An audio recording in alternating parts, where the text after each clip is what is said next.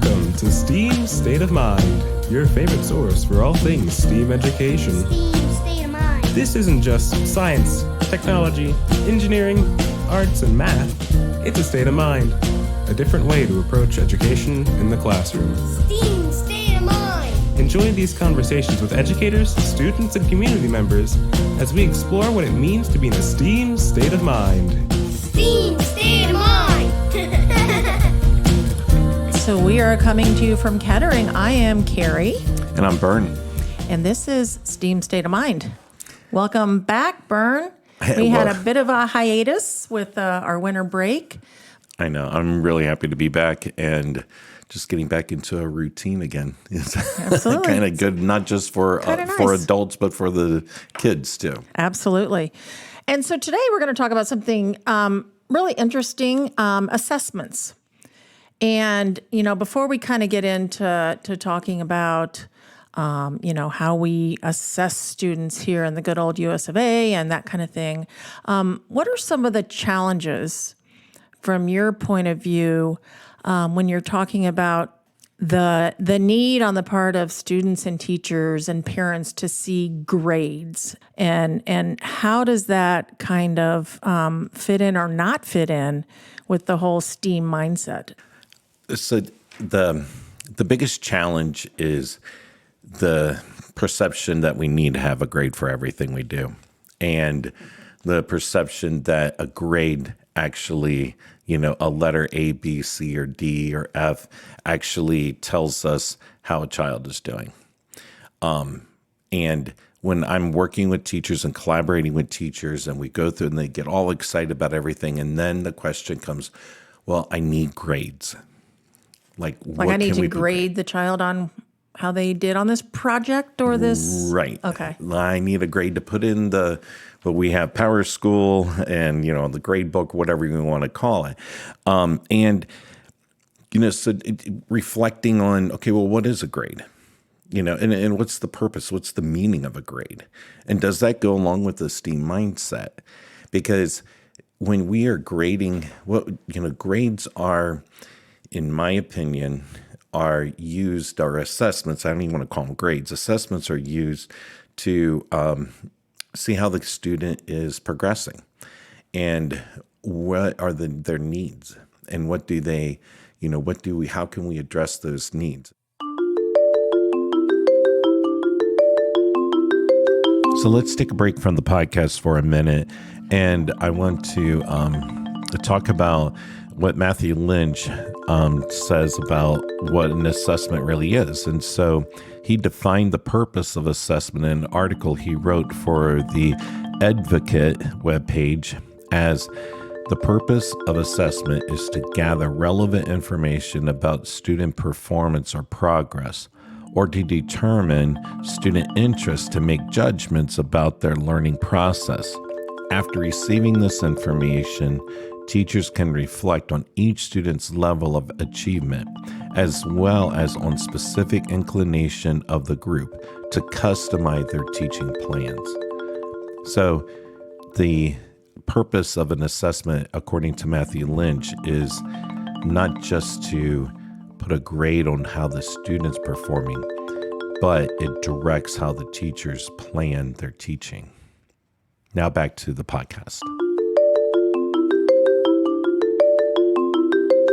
It's more of its use for a teacher more than a pat on the back, because the teacher assessing how a student's performance and how they're progressing should show them and give them some directions of what they need to do with their lessons and how to change and to meet the needs that the students have.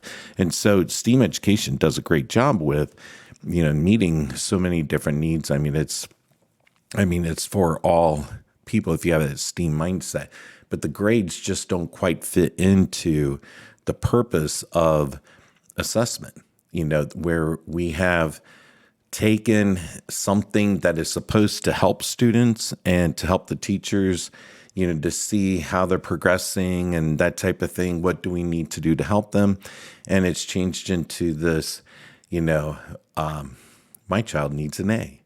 And how do I get that A? Can I do this little worksheet over here as extra credit to bump up that A? And it's like, okay, well, what are we really assessing then? That they can do a worksheet and fill in the blanks or whatever, and like, okay, yeah, you did a little more work, so that's going to bump it up.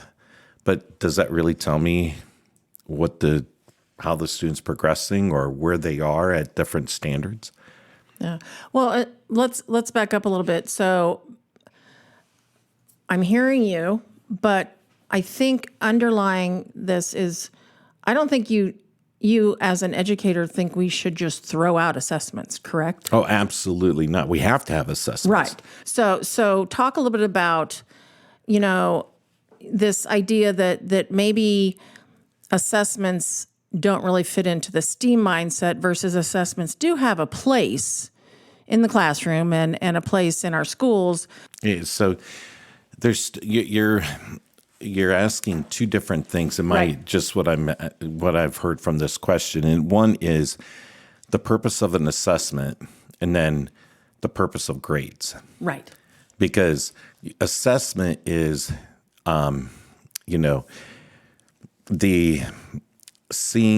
taking how a student is performing and what they are, not just performing, but, are they able to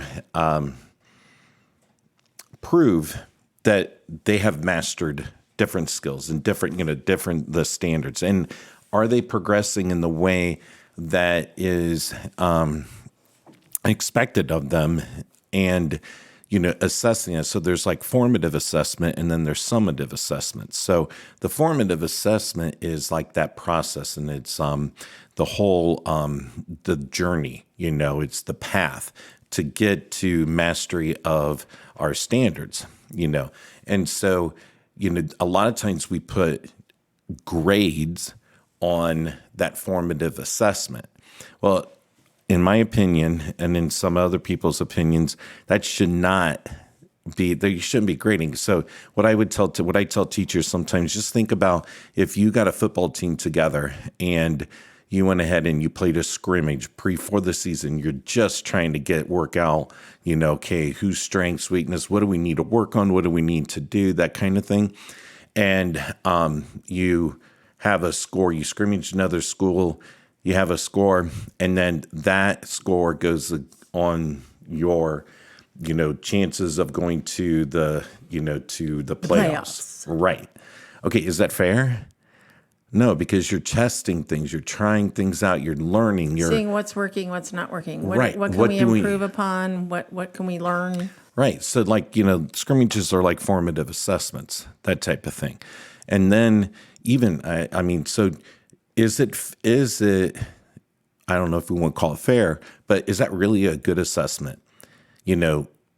Putting down a grade, or I should say, it is a good assessment to do formative assessment, but is it a good grade to put in the report card to be able to say, yeah, your child, when, we were trying to work on, what is the different forms of energy, and they were doing this homework, or they did this something in class or whatever, and they didn't do so well on it yet. Okay, well, there's the key word, yet, and they're not supposed to have it mastered yet, but we're working on that. And is it fair to be able to, or put that in there? The other thing, I know a lot of teachers, when we're talking about grades, and this really bugs me, is the, well, we'll just give them a participation grade. Well, what in the world does that mean? So are we measuring their behavior, or are we measuring their academic performance? Because those are two different things too. Students and their behavioral and how they, how they're performing in that aspect is and their totally ability separate. to participate. I mean, Yeah, should we be grading that? Exactly. Maybe not. But then, but I'm not blaming teachers. And I should emphasize this at the beginning of this whole discussion.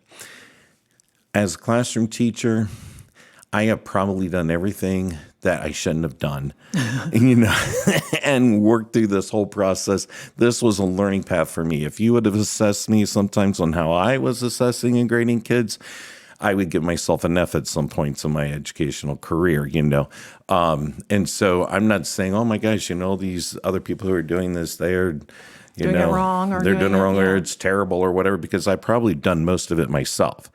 But, learning along the way and figuring out like, okay, what does this really mean? And really thinking about what I'm doing, is really hard. And I guess one of the things that really got me one time is I was really trying to do mastery grades and not put grades in the report card for formative assessments, only summative assessments and stuff. And I had some parents complain that I wasn't putting in enough grades. Like why am I not seeing these grades for this and that type of thing? And they went to the principal. And so the principal required me to put in a grade. I had to have a grade in their grade card at least once a week, put one grade in a week. Well, like, okay, why? If they're not, they don't have it mastered, do you want to know their progress? Like I could put in things that Progress. Grade, I don't know. Like we do progress monitoring and all that sure. stuff, but they wanted grades A, B, C, D, F. Okay. Well, at that time, if we really went by the grading system, and if we were starting a unit or starting a project or doing whatever, they should all get Fs because they don't have it mastered. They don't know what they're doing. They're failing at it, but they're going to work their way to an A, Right.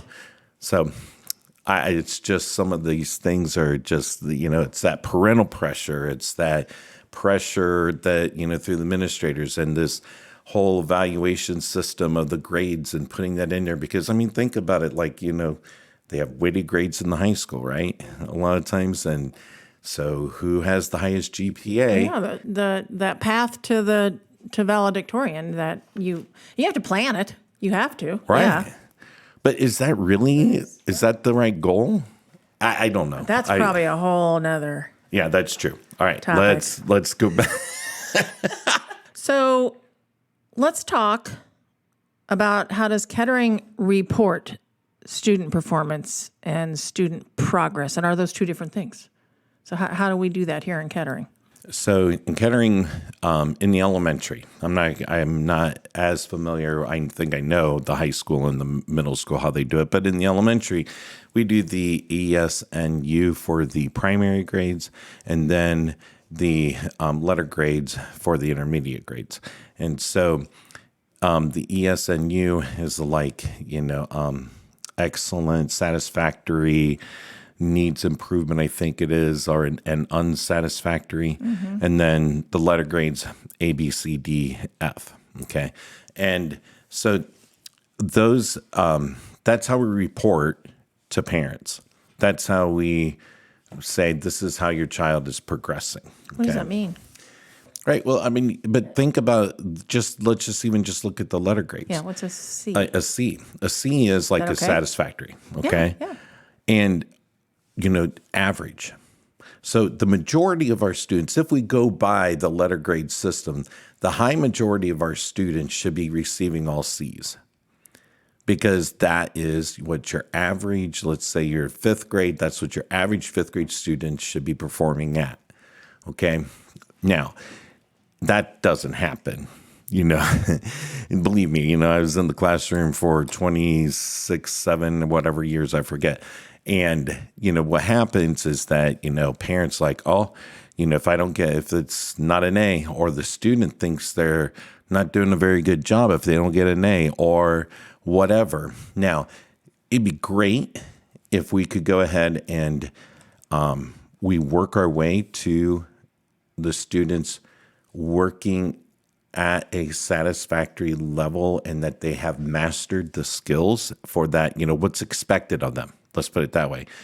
And call that satisfactory an A, because that's kind of where we are in our perception about letter grades right now, because that's where we want to work to. We want to work, and teachers want to work with these kids so that they have these skills mastered. What we view and what we have our grading system as is that, C is supposed to be that, okay, they have it mastered. If they get a B, okay, they're doing more than just mastering those standards. And A, it's like, wow, they're just really excelling, and they're advanced in these areas and they're blah, blah. Well, we use A basically as our satisfactory, in most cases, So you have, in Kettering, we have that system that is the most common system throughout the United States, okay? And teachers struggle with it. And sometimes I remember one of the students got a B, okay? The parent went crazy. How could we get a B?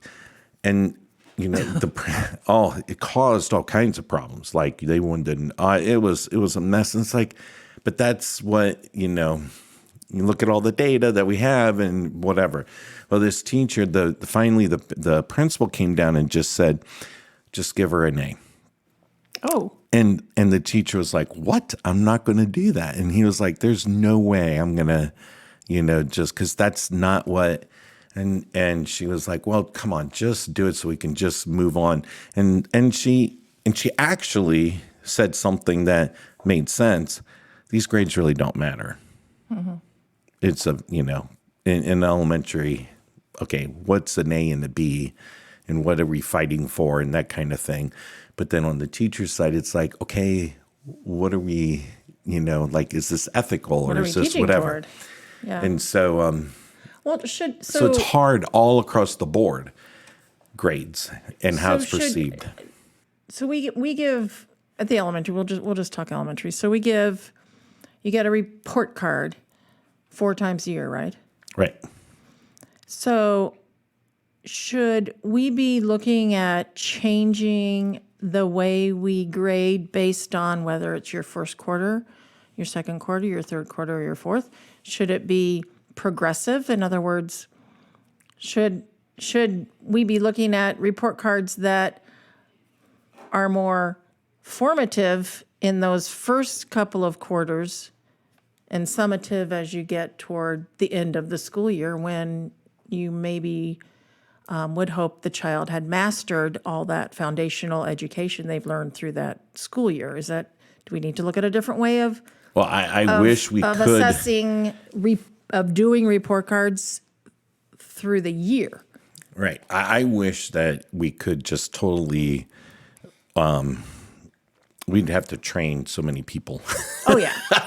I mean, and more. And again, we're just talking, like in Utopia, if we could do this, if we lived in Utopia and we could if we could only change the world, we could change the world and how we assess kids and what a report card looks like and what it says. Right. Like, so pretend like we're Utopia, and what would you say would be ideal? With a STEAM mindset, I think, let's just get away from the perception of what an A, B, C, D, F, because what that means. And you try to get away from, or kind of the misconception that parents have about the value of that grade and what that, like those bumper stickers, my child's an honors student. Well, okay, whatever.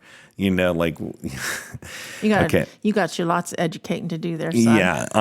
And but it is Utopia, so that's all right. And then, we can talk about that. And teachers have, some teachers feel that, if their kids aren't getting high grades, it reflects on them as a teacher, and then we have students' self-esteem with grades, I'm sorry, but we're not all created equal. I mean, we've talked about that a lot with the whole STEAM mindset. Yeah, the differentiation. And I mean, if you evaluated me on my writing, okay, I am not even a C student with my writing skills. Now I keep working on it. I keep getting better and better, I hope. But, I would give myself an F probably in some of the things that I do or whatever, or needs improvement. Okay. But that doesn't mean that I'm, not a smart person, or whatever. It's just a weakness that I have to constantly be looking at. But, imagine with that self-esteem with that. And then, the whole thing with, evaluating, the progress that they're making instead of like the journey. So if we were doing in our, we say the STEAM state of mind in our utopia world, I would love, to be able to stop using grades, first of all, as the motivator. How many times, and I've done this, absolutely done this. How many times have, teachers have said, you're going to get a grade on this, or, that's going to go in the grade book, as like that is supposed to motivate a child to learn, So, and Rick Wormley, who is an amazing author, and I've gone to some of his workshops and all of these things, and he is a guru. Let's take a break from the podcast for a moment, and I want to make sure that I give Rick Wormley the credit that he deserves for helping change the mindset of what a true evaluation assessment is. And so Rick Wormley is an experienced classroom and building educator who now writes professional articles and education books while training teachers, principals, superintendents, business organizations, school boards, and parents in North America and around the world, emphasizing up-to-date pedagogy, innovation, and professionalism. If you ever want to read some of his books, they're well worth the time. All right, now back to the podcast. And he, in one of his workshops I went to, he said, we're failing if the student asks, well, will this be on, the test? Or will this be, are you going to put this in the grade book? Because we're using that as, or the students are like that, this is only when it counts, or this is only, when it's important, because learning is what's important. Right. That process and being able to apply and that type of thing, it's not, the motivation shouldn't be just for a grade. So my utopia world, I'd get rid of that motivator. Okay. The next thing would be, the competency, there's a whole system out there now, or there is this thing that actually the Kettering before the pandemic, we were working and trying to get more with the author and the John Hattie. Right. And John Hattie is trying to promote more with the competency-based grading, where it's not, you are taking basically we're assessing the academic, and we're not putting together all of the, the how are the kids, the organization, the compliance, the behavioral, and all of that stuff lumping into that. So it's a competency-based grading system where you are looking at the mastery of the content, and we're eliminating grading of practice work and non-academic behaviors. And so instead of even giving them a grade, what I would love to do is having, like the whole list of this is what we're trying to master this year. Okay. Give this, you work all year and trying to get them to master. And then at the end of the year, you got to prove. Okay. Prove to me you know this. And let the students prove it to you. You let the student decide how they prove it? And let the student decide how to prove it. Instead of you, the teacher, deciding that we're going to take this one test. Right. And I'm going to give that to you 25 kids. Yep. And that's going to determine whether you mastered this or not. Right. No, Whereas what we could do is turn it over to the student and let them use their creativity and say, I'm going to prove that I know this by... And my gosh, who knows what you could come up with? That would be awesome, wouldn't it? I know. And don't you think the students would be more engaged into proving that they know it and how they know it and that type of thing? And they would be assessing based on their own abilities what works for them in showing that I've mastered this versus a piece of paper that you have to go and answer questions or write a paragraph or, do a problem or something. That'd be pretty cool. Yeah, and I mean, and so like, then, what would we have to do? Because we're still in utopia with this, of course.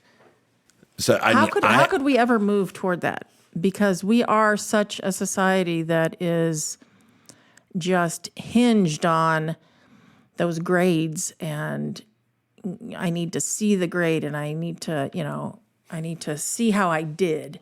Right. Well, I mean, but it's a society, it's our culture in our country. Right. You know, it's yeah. a cultural thing, because look at what, even in the state of Ohio, schools, what do we get? We get a report card. And what do we have on get a our report grade. cards? We get a grade. Oh, isn't Yeah. that such a great idea? You know, and our district's grade is the same as another district. You know, it's the same. Oh my God, no, that's, yeah, don't get me started on that either. But so, I mean, it's a mindset. It is a mindset that we have in our country, in the United States, and that somehow grades are how you evaluate how somebody is doing, or how how like a person is progressing, or a school district is progressing, or whatever, instead of really digging down into the, okay, how do you have this mastered? Can you prove it? Because the other part that I would love to do in this whole, utopia that we keep talking about is, there is this depth and complexity that we are learning about. More and more teachers are using more and more in these higher level questioning, these higher level thinking, where it's the application aspect of it. And so, because there was a person who I absolutely love reading some of these things when the teachers are actually evaluating, like I can go ahead and they can pass the test, or they can regurgitate information, or they have a general idea of what the question's going to be and write an essay about it and all that stuff. And then when it comes to application, or it comes to higher level of thinking, they're clueless. So they can pass the test, but they're clueless in how to apply, or what does this mean and why, so do they really have it mastered then if they don't know what to do with it? And so then what are we trying to do? Right. And you have a great kind of a working definition of what mastery is. Read that, because it just fits right in with what your utopia report card looks like. So Rick Wormley talks about, and I love how he says it's a working definition, because it's not like it's a working, like it's something that can, it's fluid. But he has that students have mastered content when they demonstrate a thorough understanding as evidenced by doing something substantial with the content beyond merely echoing it. And that's kind of exactly what you were just talking about, how neat it would be to let our students tell us how they've mastered Prove it. a subject area or a lesson. Right. Don't regurgitate it, prove it. Imagine how creative that could get, and how amazing that could amazing. be. And then being And able imagine to how much integrate all of that kids together. might learn if they're just given the opportunity to show us what they've mastered. Yeah, and then they actually will find what they don't quite get, and then they will be motivated then to learn and discover and work on what they don't know and what they need to, learn more or whatever, and, ask more questions and that type of thing. And wouldn't that be beautiful if they would be responsible for their own learning and knowing, okay, I have to do this. Not only their own learning, but showing that they've mastered what they were taught. That'd be pretty cool. Yeah. And so then I love another thing that I love this quote from Ben Franklin in the 1750 Poor Richard's Almanac, and this has resonated with me. And I think I got it from one of Rick Wormley's conferences. I don't remember, but I remember it. But anyways, it says, this is a quote, "Tim was so learned that he could name a horse in 9 languages, so ignorant that he bought a cow to ride on." And so it's like, Thank you, Ben Franklin. You gotta love the guy. I know. It's like, okay, Benny understood that all the way back in 1750. You can regurgitate and take a test, but what good is it if you can't If you're gonna prove jump on that a you have cow and try mastery to of ride it? it across the plains, eh? Yeah. And on that note, I think it's time for Ask Coach S. Is it really already? And you know Okay. what? What's neat is I have a question from Dawn that has probably absolutely nothing to do with what we talked about today, which is kind of cool. So we get to touch on another subject. So Dawn says, how can the STEAM mindset be incorporated into the preschool environment? So you said little that bitties. Kari, you said that it didn't go with what we were talking about, but actually it fits in really well with what we're talking about. Okay. So preschool, do we give them letter grades? Oh, so what you're saying is we should look to our preschool assessment as a way to assess our K-12 kids, maybe? Yes. I mean, think about what they do in preschool. And I knew nothing about the preschool education and stuff like that until I moved over to a different school. They set up my office over there, and I'm in the preschool You're right world. in the preschool hallway, aren't you? Oh yeah, and it is gotta be great. wonderful, Yeah. absolutely wonderful. But their assessments are how they're really truly progressing and what they are really, how they are. Like from point A, how did you get from point A to point B to master this or whatever? And they don't give them letter grades. They actually see, and then they do these formative assessments that can be just watching the kids and seeing what they're doing and how they're playing with the blocks or how they're manipulating things or how they're, skipping down the hall or whatever it is. The thing is that they are doing true formative assessments, and then they can identify when it's mastered, and that is what's reported, the mastery of it. They don't give them letter grades. They don't give them whatever, an E or whatever it is that they, that other thing. So I think we can learn a lot. And actually, Dawn, the thing is that I really believe that the preschool environment probably has one of the best STEAM mindset that, in our whole district, because they are constantly exploring. They're constantly learning through discovery. They're constantly being problem solvers. And these kids are curious. They're creative. They don't have the mindset that they can't, they just like, oh, okay, we'll do and we'll try and we'll get it done because they love making mistakes and not worrying about it and like, okay, well, hey, that didn't turn out, but look, that was kind of cool with this. Yeah, I mean, these kids are so much fun to be around. And so I mean, incorporating, STEAM education into the, preschool environment, I think they already have it. It just looks a little different than it does for a fifth grade classroom. Sure, which is okay. It should. It should, yeah. Maybe it should, yeah. But the then mindset's we the might same. also take some lessons from that mindset, that preschool mindset. We need the fifth grade teachers, or the fifth grade culture, or whatever you want to say, needs to look at what the preschool teachers are doing and observing what they're doing and say, that's what we should be doing more of. And look how engaged these kids are, and look at how much fun they're having learning, and they want to learn.